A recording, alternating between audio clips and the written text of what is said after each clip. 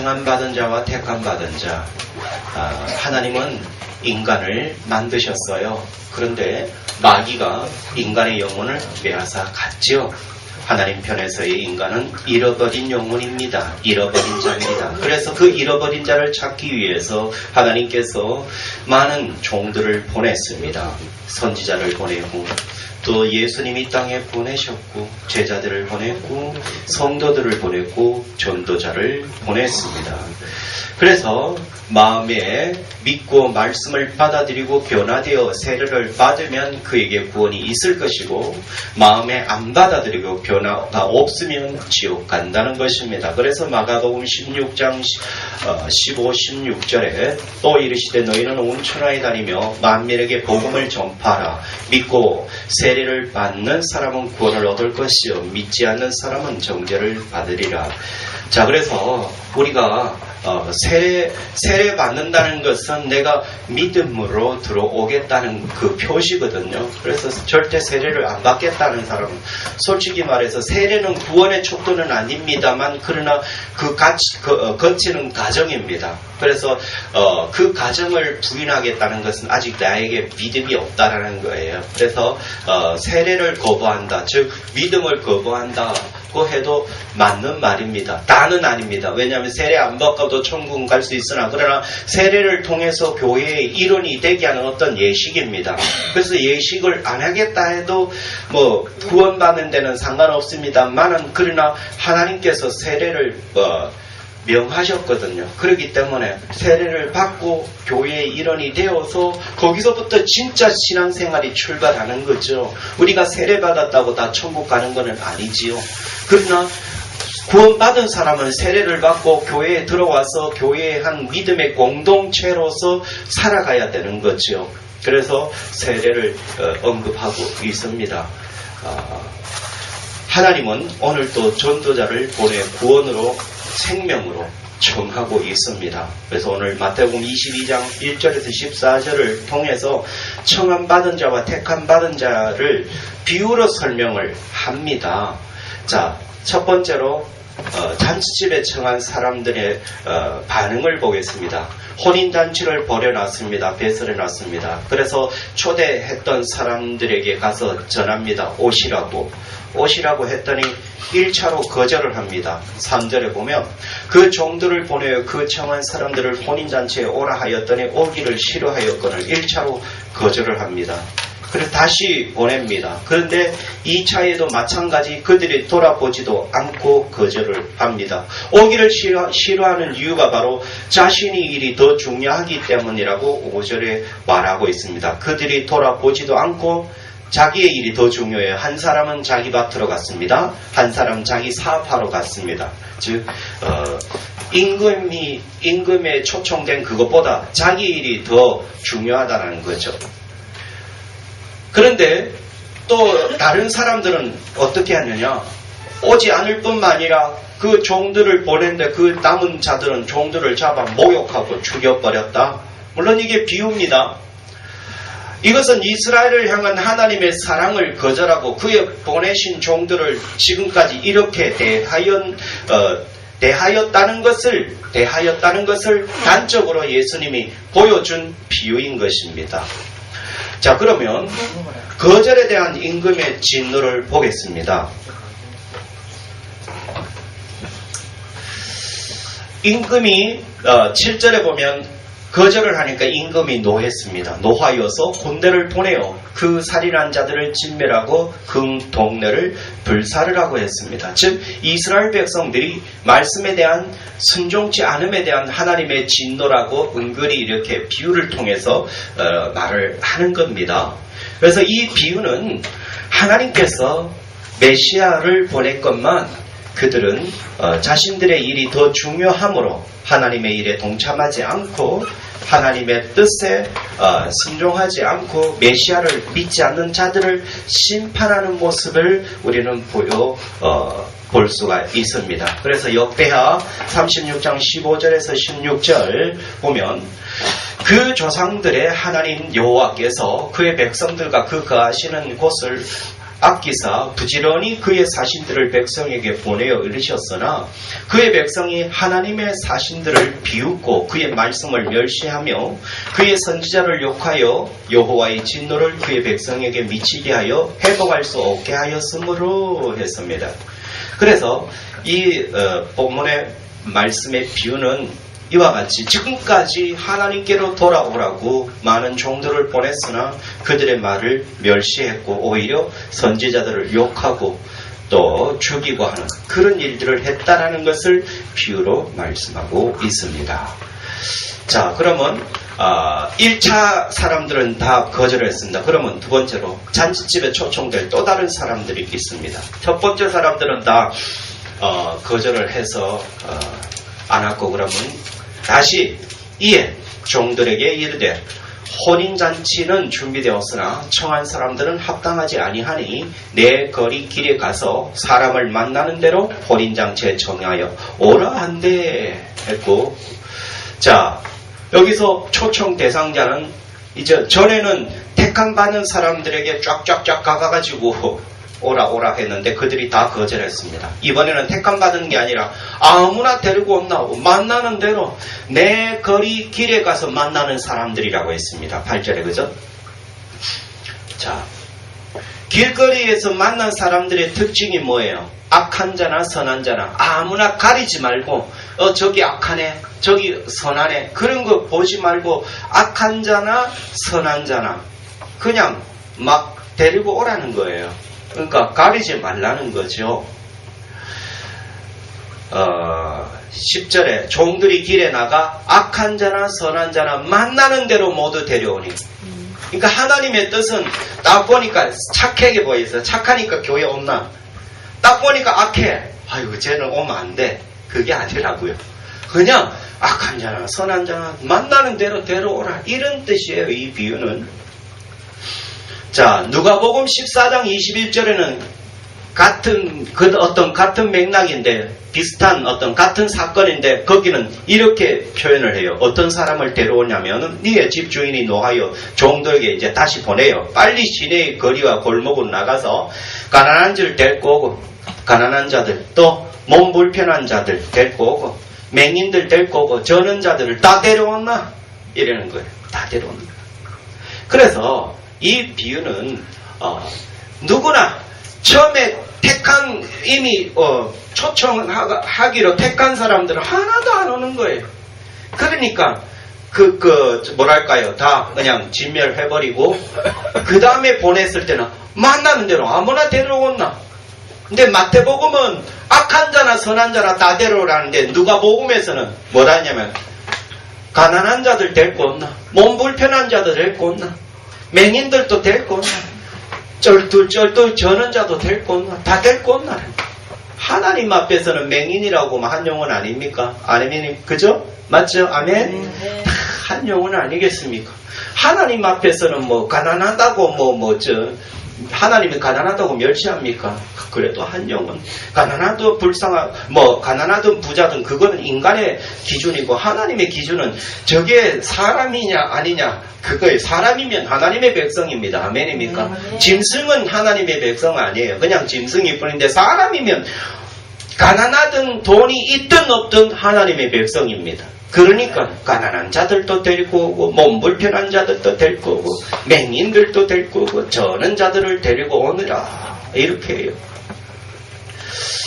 그래서 보면 구약에 보면은 이런 사람들에게 복음이 증거되면 그때 메시아가 와서는 뭐가 하느냐, 메시아가 오면은 이런 가난한 자들, 장애인들, 맹인들, 저는 자들 이 사람들에게 복음이 전파되면 그때는 메시아가 온 거다.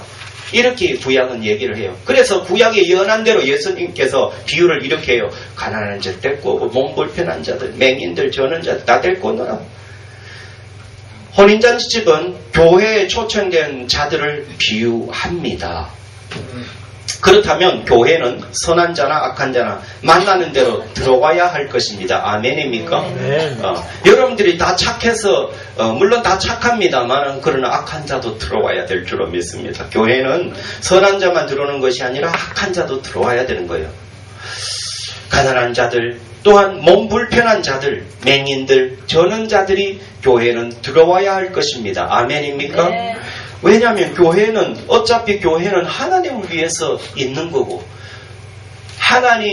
하나님을 위해서 교회는 있는 거예요. 내 자신을 위해서 있는 거예요. 나 자신은 그냥 구원이에요. 구원이고 하나님은 내 백성을 모으라는 거예요. 어디에? 교회에. 하나님의 백성은 뭐 전다고 하나님의 백성이 아니고 앞 못 본다고 하나님의 백성 아니에요. 하나님 보시기에는 사람처럼 생겼으면 다 하나님의 백성입니다. 우리의 눈으로 자꾸 판단하는 거죠. 아이 다리가 저네, 맹인이네, 병신이네, 아이고 저런 것들 어째 교회 오는 뭐 이러면 안 되는 거예요. 하나님 보시기에는 그래도 불쌍한 잃어버린 영혼인 겁니다. 그래서 다 데리고 오너라.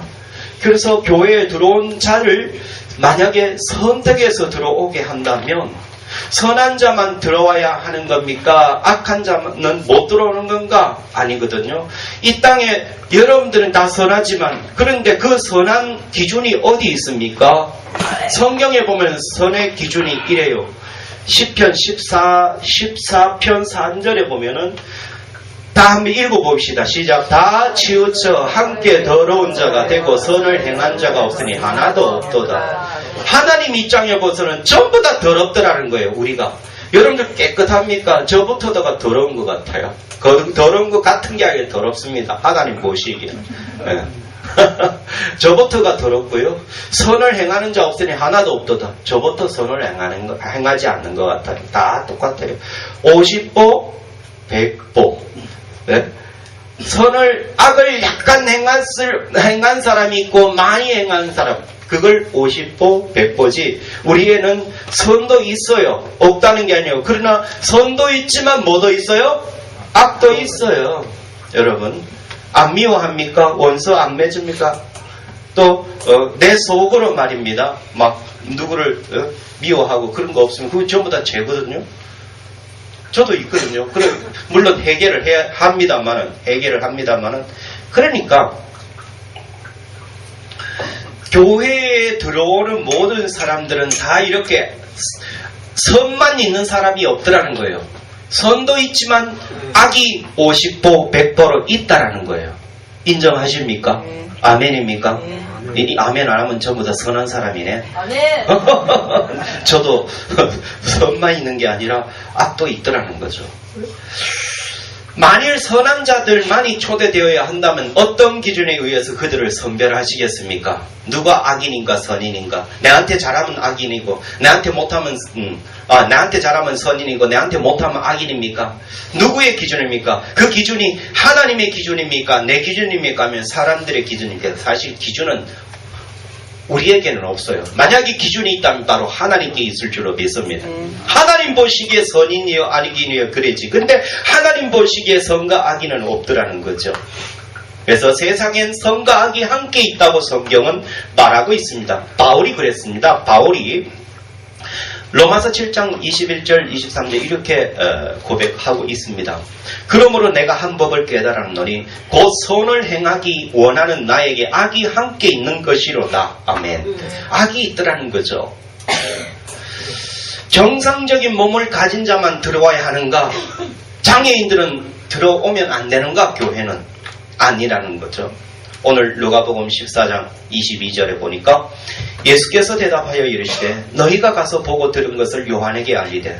자, 이때가 되면 메시아가 왔다라고 구약은 예언했고 실제로 예수님 오셔서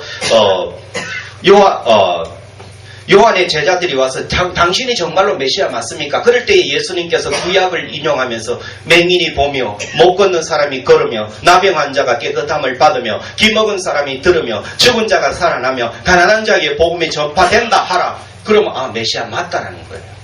그러니까 메시아가 와서 하는 것은 가난한 자들에게 복음이 증거되고 환자들에게 막 복음이 증거되면서 깨끗함을 받으며 기먹은 사람들이 복음을 받으면서 들으며 가난한 자들에게 복음이 증거되는 그때가 되면 이게 이제 이사야에서 예언한 메시아 시대다라는 거예요. 그러므로 하나님이 오셔서 이렇게 장애인들에게 막 복음이 막 증거되면은 그때는 이제 메시아가 왔다. 근데 우리 사람들은 교회 장애인들이 많으면 이 교회는 장애인만 득실득실하네 이러면 안 됩니다. 왜냐하면 하나님이 그런 사람에게 복음이 증거되면 메시아의 시대가 왔다고 이미 증거를 했습니다. 그렇다면 과연 구원의 기준은 무엇인가 보겠습니다.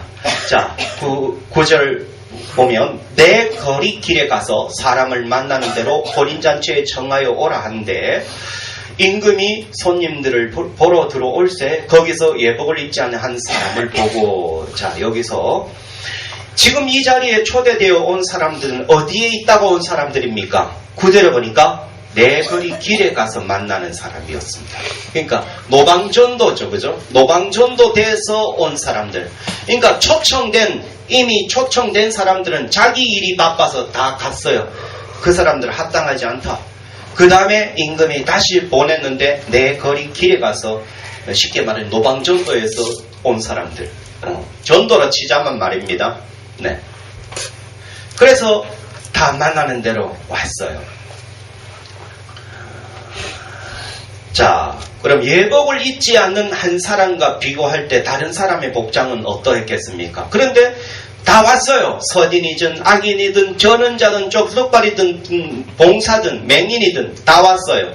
왔는데 오면서 초상집에 가면 뭔 옷 입고 가요? 초상집에 가면 무슨 옷 입고 가요? 까만 옷 입고 가죠. 혼인잔치집에는 우리는 그냥 괜찮은 옷 입고 가지만 여기는 예복이 있는가 봐요. 우리는 뭐 혼인잔치집에 가면 예복이 어디 있어요? 뭐 깨끗한 옷 입고. 그런데 이 나라에는 혼인잔치집에는 어떤 예복이 있는가 봐요. 그걸 입고 가는가 봐요. 그런데 예복을 입지 않는 사람이 있더라는 거죠.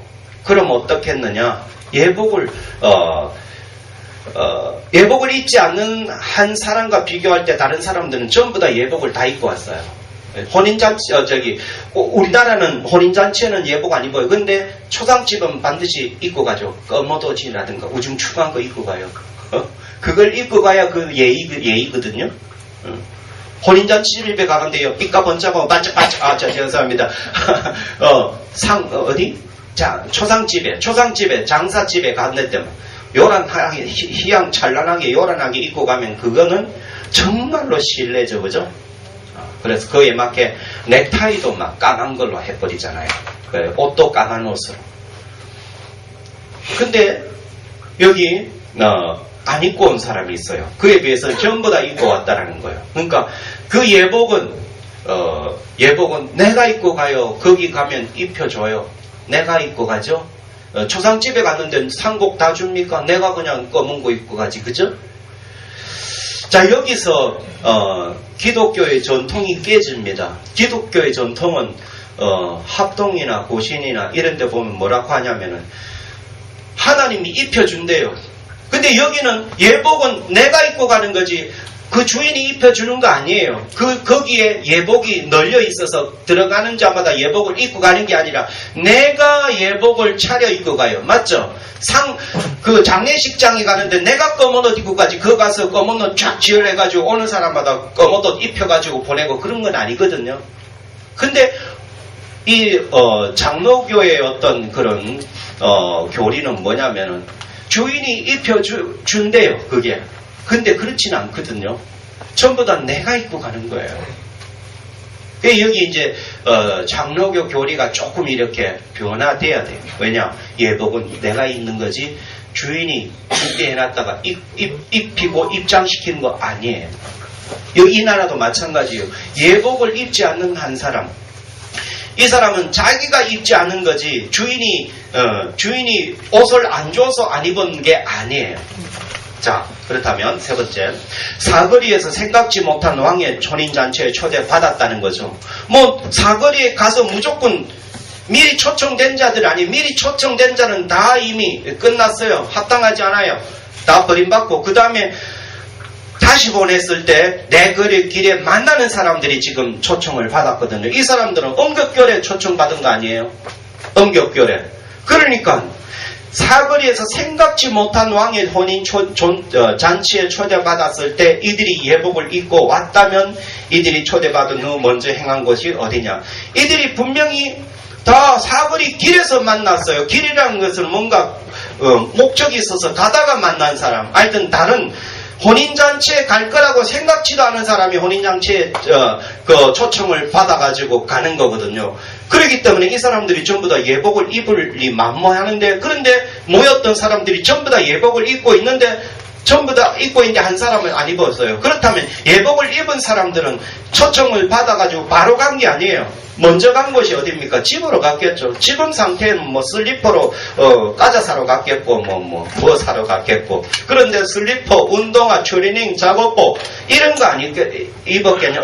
심지어는 뭐 깨제제 할 수도 있겠고. 그래서 집으로 갔다라는 거예요. 가서 준비하고 나왔기 때문에 예복을 입었지, 그냥 초대받았다고 해서 바로 간 건 아니죠.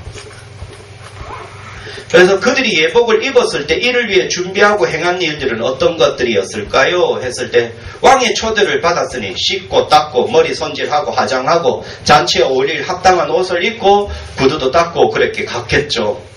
예복을 입은 이들의 모습과 사거리 길에 있을 때의 모습을 비교하면 뭐 천지 차이죠. 깨제제 했거나 아니면 때가 묻었거나 아니면 평상복이거나 슬리퍼거나 뭐 추리닝 바람이겠지 뭐. 그런데 이제는 완전히 갈아입고 왕의 잔치에 합당한 단정한 모습으로 어떨 때는 뭐 화려한 모습일 수도 있겠죠. 다 변화됐다라는 거죠. 이들이 이렇게 자신을 단장하고 준비한 이유는 무엇입니까? 왕이 초대했다는 거죠. 왕이 초대했다. 왕이 초대해서 왕 앞에 가는데 그냥 슬리퍼 신고 질질 끊고 추리닝 그대로 가고 길거리에 만났다고 해서 그대로 끌려가는 건 아니잖아요. 내가 지금 옷 입고 올게요. 그래서 집에 가가지고 구두 강내고 막 닦고 이래가지고 갔을 거 아니에요. 왕 앞에 가는데.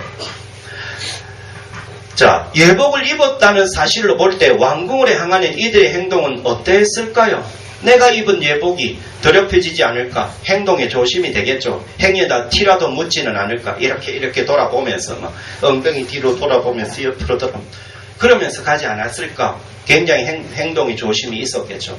입었던 옷을 벗고 예복으로 갈아입었다는 사실을 신앙의 개념으로 설명해 본다면 뭡니까? 바로 변화죠. 중생입니다. 거듭남입니다. 가치관의 변화입니다. 삶의 변화입니다. 빛의 갑옷을 입는 것입니다. 세상의 죄를 다 버리고 하나님의 거룩하심을 입는 것입니다. 그래서 구원의 기준이 어디에 있느냐? 예수 그리스도의 옷을 입었느냐 입지 않았느냐, 그건 것입니다. 지금까지는 하나님께서 예정이 되어가지고 누구는 택함 받았고 누구는 아니거든요. 입는 자가, 예복을 입는 자가 택함 받은 줄로 믿습니다. 네. 이미 택한 자들은 하나도 오기를 거절했다고 했죠. 그죠? 청함 잔치를 배설해놓고 다 오라고 했는데 다 자기 일 때문에 안 왔습니다. 그러면 택함 받은 자들은 다 거절했고 다 그래서 합당치 않은데 여기서 청함을 받은 온나 했을 때 그때 온 사람들은 이렇게 와서 들어갔다라는 거예요. 그래서 그들은 뭘 입었느냐? 바로 예복을 입었다. 그러므로 구원의 기준은 그리스도의 옷을 입었느냐 입지 않았느냐, 그건 것입니다. 그리스도로 옷 입는 것, 말씀의 옷을 입는다는 거예요. 세상의 정욕과 탐심을 십자가에 못 박고 세마포로 입는 거다. 로마서 13장 12절 14절 한번 같이 한번 읽어보겠습니다. 시작. 밤이 깊고 낮이 가까웠으니 그러므로 우리가 어둠의 일을 벗고 빛의 갑옷을 입자. 오직 주 예수 그리스도로 옷 입고 정욕을 위하여 육신의 일을 도모하지 말라. 아멘.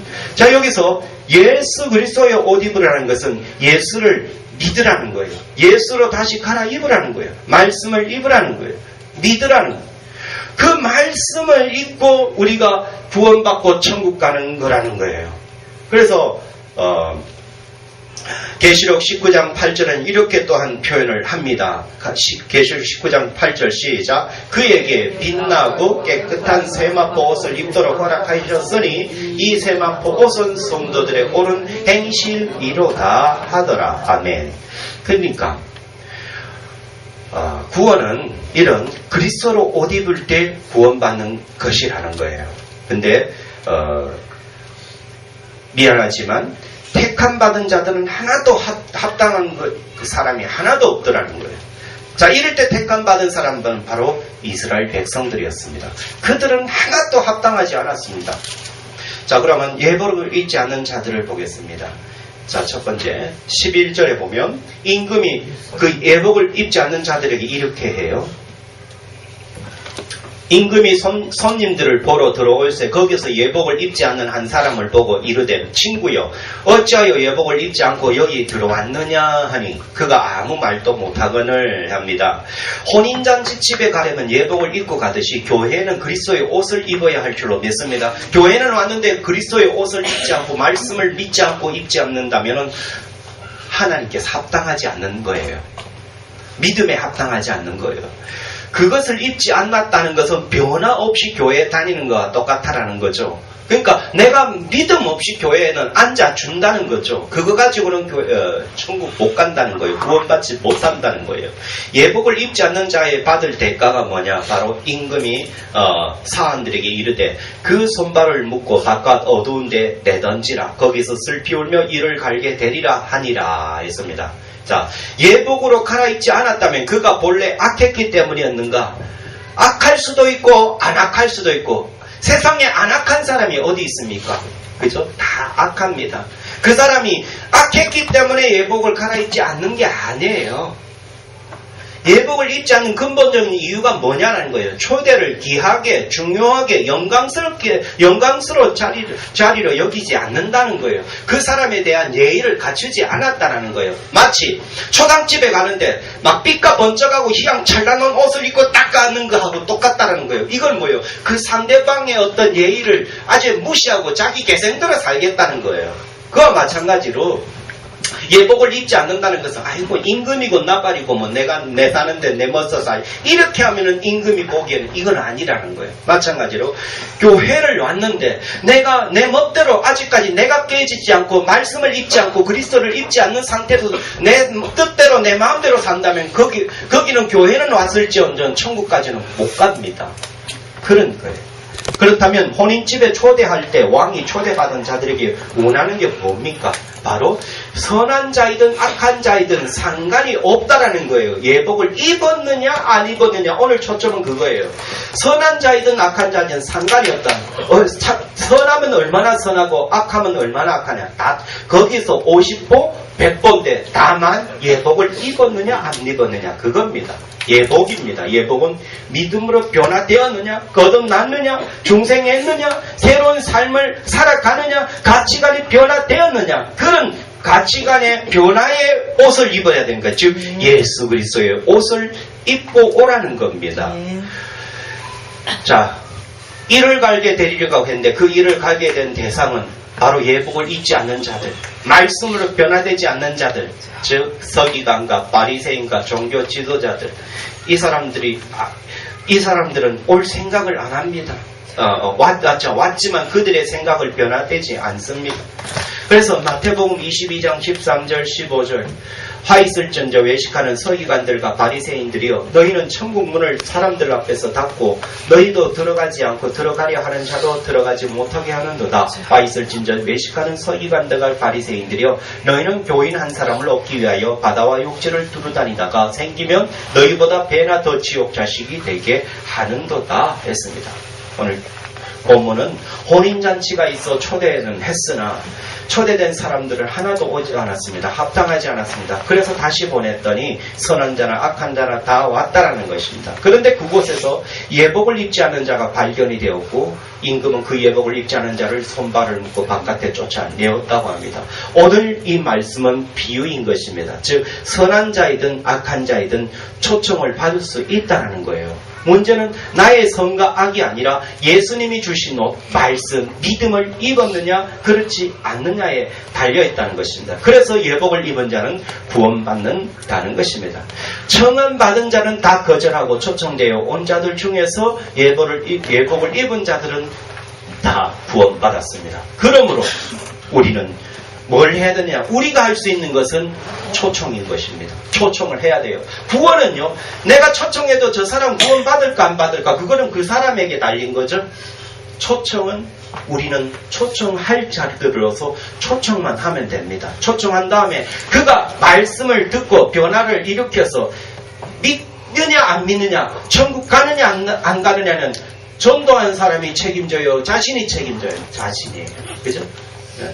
종들이 나가가지고 오세요 길거리가 했는데 왔어요. 왔지만 예복을 입느냐 안 입느냐는 자기의 결정에 달려 있어요.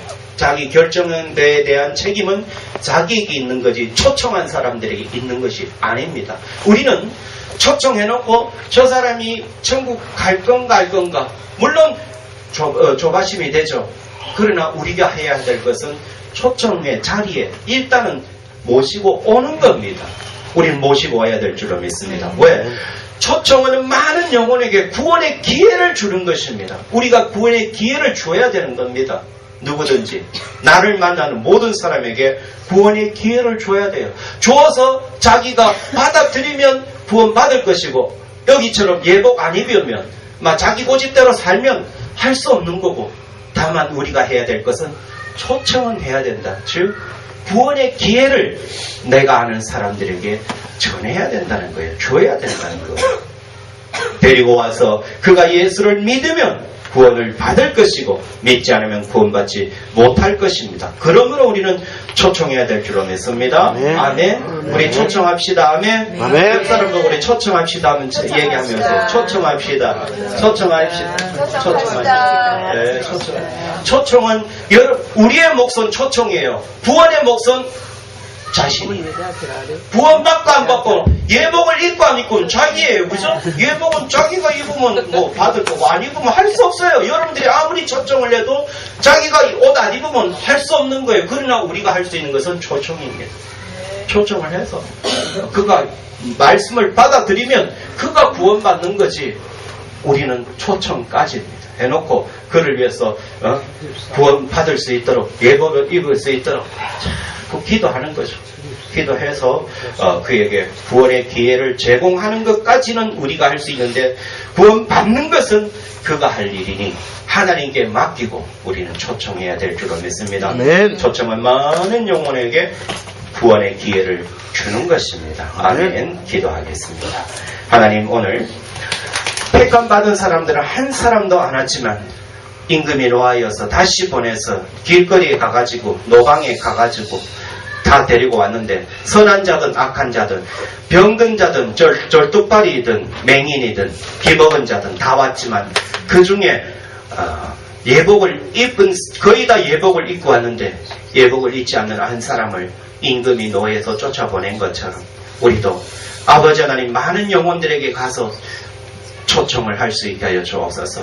교회에 모시고 올 수 있게 하여 주옵소서. 와서